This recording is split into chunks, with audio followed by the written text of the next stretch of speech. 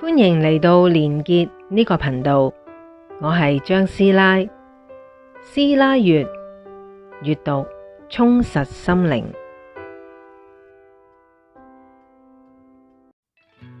艾柯話喺親人過身之後，留低喺世上嘅人身邊一樣有天使嘅陪伴，我哋都唔係孤單一人。有時逝者嘅靈魂亦會返嚟探我哋，用各種唔同嘅方式俾訊息我哋，例如係一種熟悉嘅氣味，一隻突然出現嘅蝴蝶，一個好真實嘅夢境。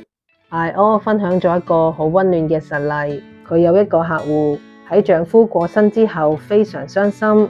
有一日，佢同艾柯講，佢成日聞到丈夫生前用開嗰隻古龍水嘅氣味，仲試過半夜醒咗，見到丈夫企喺床邊望住佢笑。艾柯同佢講，係丈夫想話俾佢知，我仲喺度，我仲係守護緊你。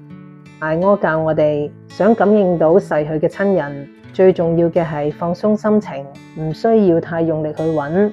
佢哋通常喺你放鬆嘅時候出現。例如係臨瞓之前、發夢嘅時候，又或者係一個人個心靜落嚟嘅時候，我哋要留意身邊嘅小細節，例如係一陣突然嘅香氣，一首突然響起嘅歌曲，一隻好奇怪咁出現嘅小動物，都可能係佢哋俾我哋嘅訊息。